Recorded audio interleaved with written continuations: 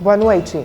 No Jornal da Câmara de hoje, você vai ver o que os parlamentares disseram sobre a morte do sequestrador carioca por um atirador de elite.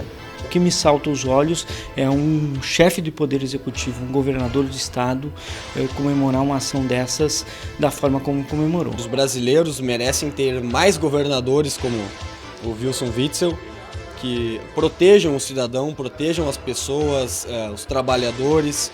Comissão de Cidadania, Cultura e Direitos Humanos se reúne para debater demanda de taxistas. A nossa maior preocupação foi com que não tivesse as brigas que nem aconteceu em diversas capitais e diversas cidades. Chegarem a via de fatos brigarem taxistas com motoristas de aplicativos. O Jornal da Câmara já está começando.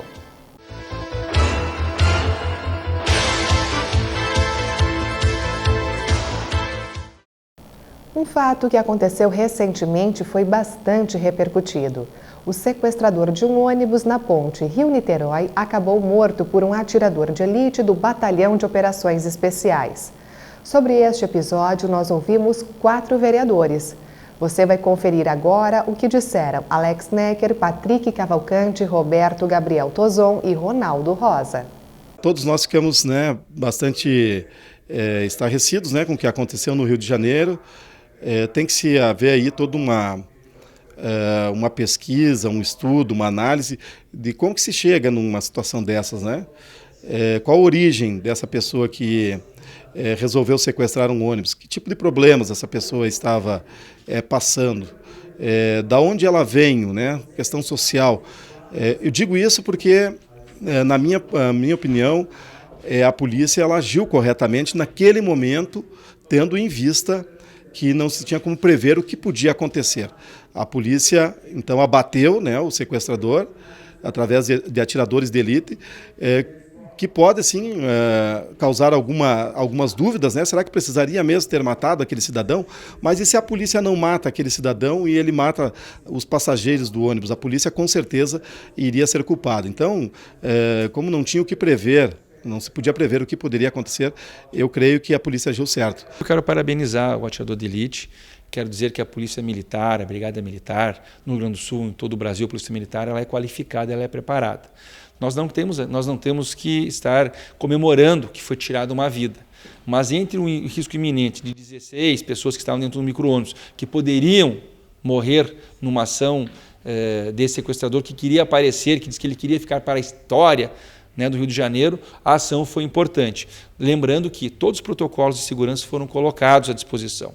Teve lá o psicólogo, pessoas tentaram, os negociadores, conversar, e o perfil desse sequestrador era psicótico. Então houve a decisão de abatê-lo para que não houvesse mais vítimas, pessoas de bens que estavam saindo da sua casa 5, 6 horas da manhã para ir trabalhar. Assim que a polícia teve a oportunidade de eliminar a ameaça, eu não sou especialista em segurança pública nem nada, mas a partir do momento que teve a oportunidade de eliminar essa ameaça à vida de outras pessoas que nada teriam a ver com o desejo marginal do indivíduo, o marginal foi abatido e, conforme até está valendo hoje, algumas manifestações de integrantes do BOP, da própria SWAT nos Estados Unidos, a operação foi considerada perfeita, pelo governador do Rio de Janeiro. Eu acho que nós merecemos, os brasileiros merecem ter mais governadores como o Wilson Witzel, que protejam o cidadão, protejam as pessoas, os trabalhadores,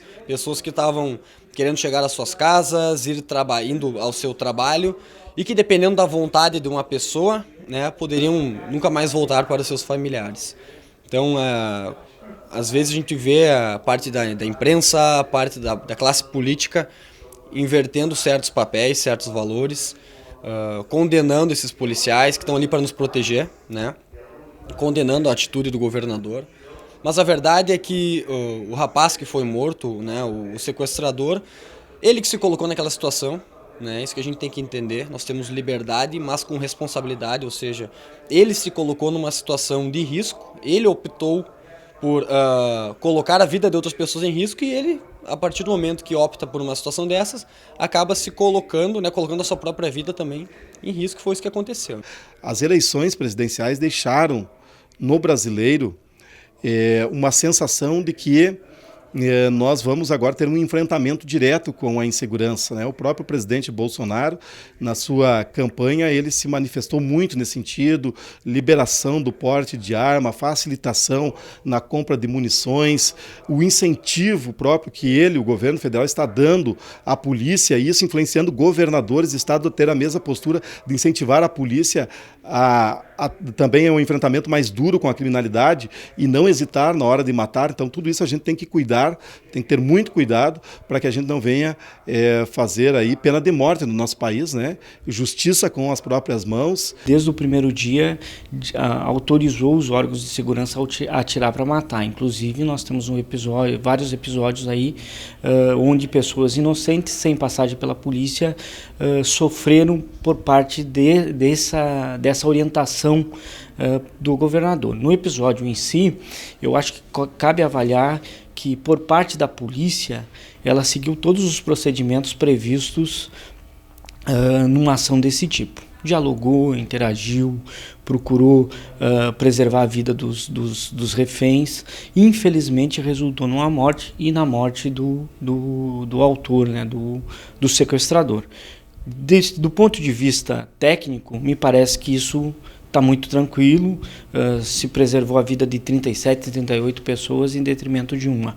Agora, o que me salta aos olhos é um chefe de poder executivo, um governador de estado, comemorar uma ação dessas da forma como comemorou. Isso que deve ser objeto de análise, na minha opinião. E no programa Educação e Cidadania de hoje, nós vamos conhecer o trabalho de um grupo criado há mais de 20 anos, que distribui sopa para pessoas carentes de nossa cidade. Eu conversei com os voluntários Neuza e Eclérion Chaves. A caminhonete, o carro, a carretinha que a gente usa, já é bem conhecida, né? 21 anos. Então eles nos viram, eles nos veem já...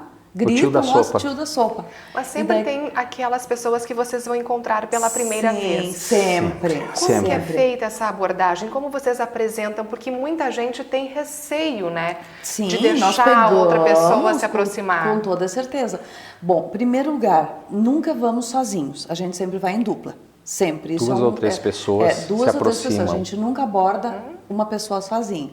Por N motivos, né? Porque tu não sabe quem tu está abordando e como vai ser recebido. Então a gente vai em dois, né? A gente chega, cumprimenta e oferece. Servimos uma sopa, você aceita? Algumas pessoas chegam para nós e dizem assim: Eclérion, eu quero ajudar.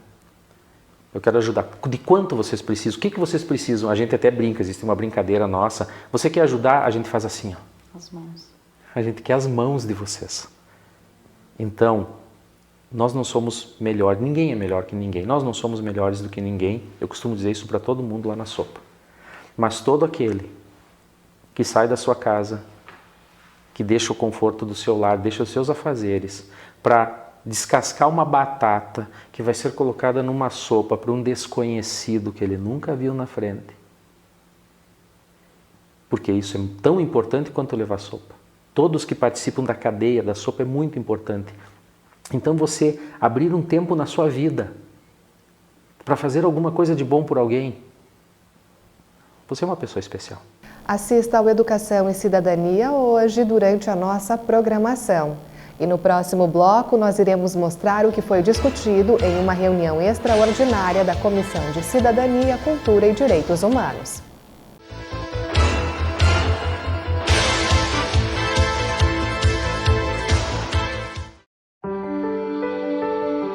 Tinha aquela sensação que meus dias estavam contados aqui. Não é fácil.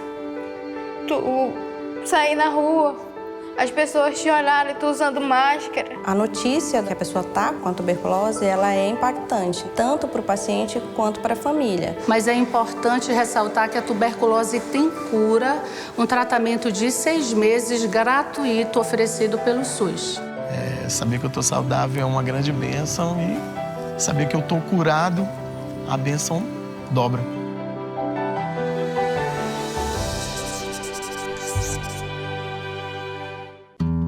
Sabe por que a amamentação é a base da vida?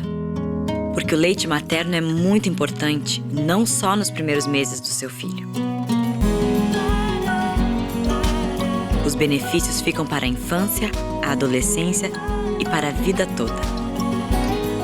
Por isso, eu pretendo amamentar o meu filho até os 2 anos de idade ou mais, para que ele fique mais forte, mais saudável, mais resistente. A amamentação é a base da vida.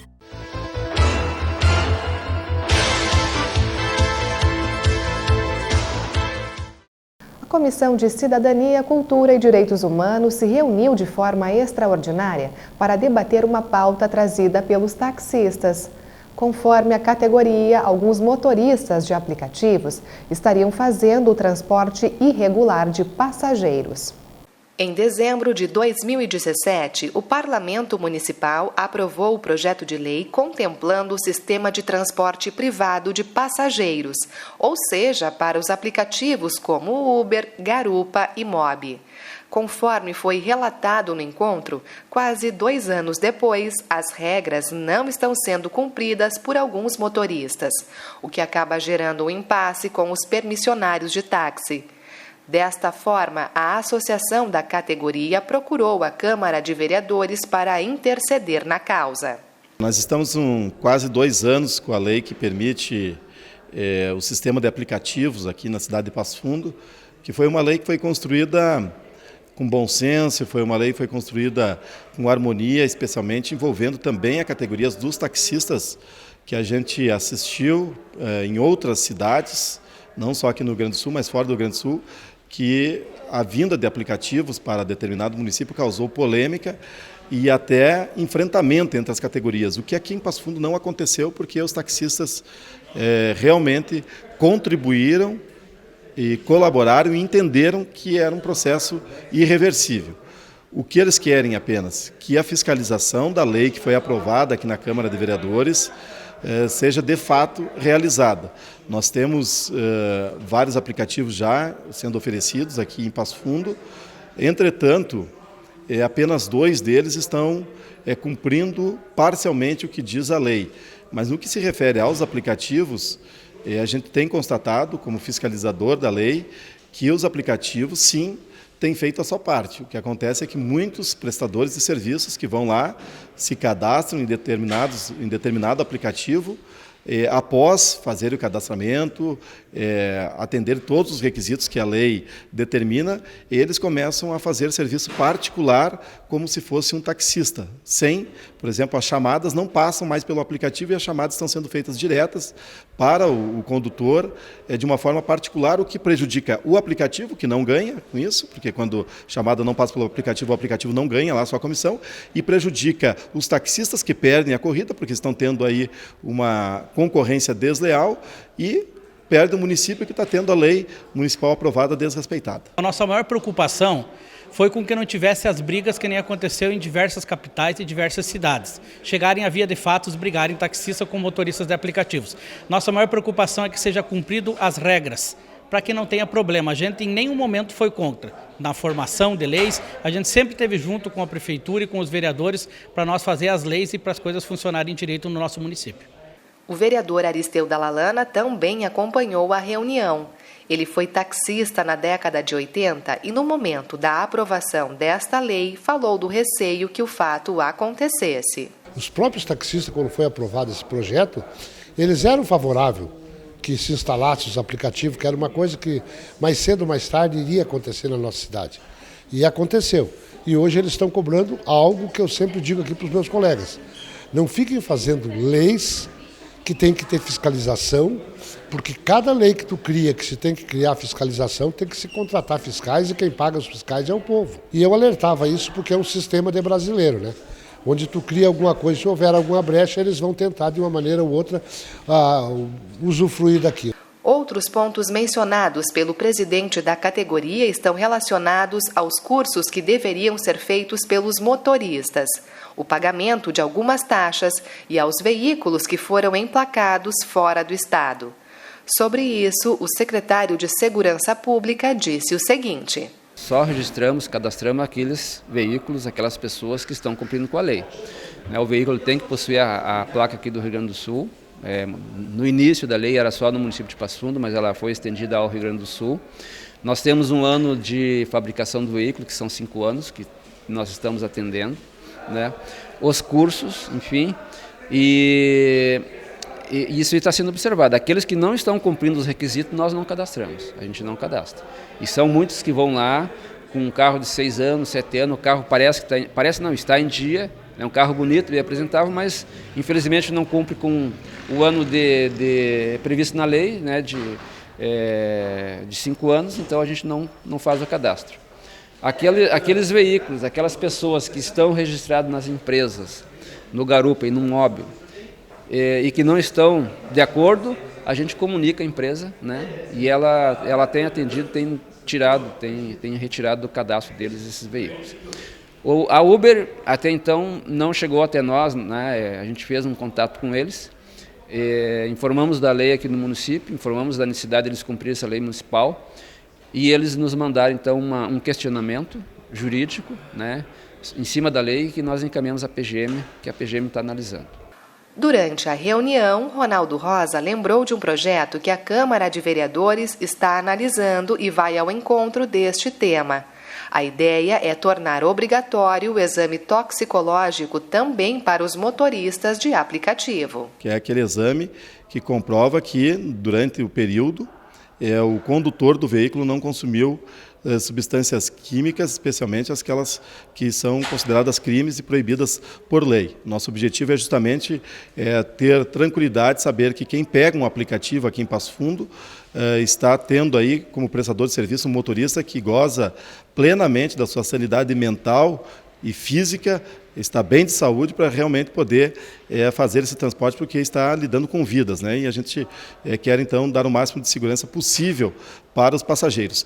E essa lei que a gente propôs aqui na Câmara, que ainda está em análise, é importante ressaltar que nós apenas estamos estendendo aos motoristas de aplicativos um projeto de lei do Executivo, ou seja, do prefeito, que torna obrigatório o teste toxicológico para os motoristas de táxi.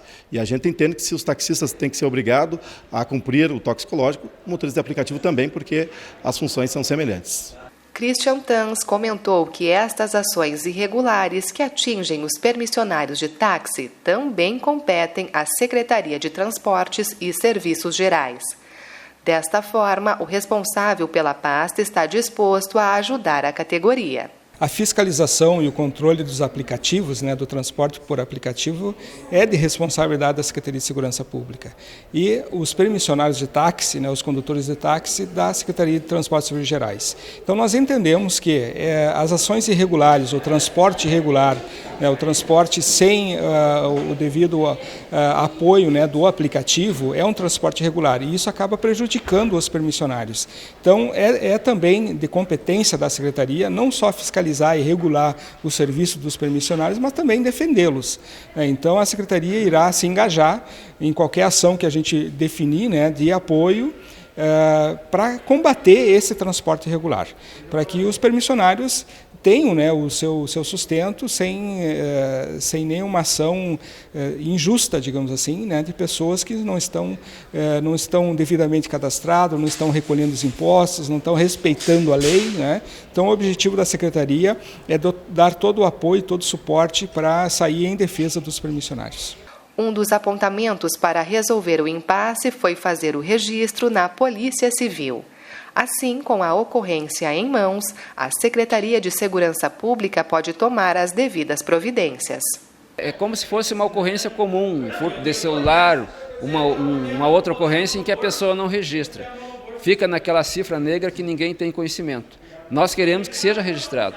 No momento que nós registrarmos a ocorrência, com diversos documentos, diversas pessoas que vão ser ali citadas, né, relacionadas, nós vamos ter uma força, um amparo mais forte, para quando a gente fazer uma blitz, chamar alguém ou constatar que alguém esteja irregular, tomar uma medida cabível, né, com essa pessoa e que ela seja submetida à lei existente hoje no município.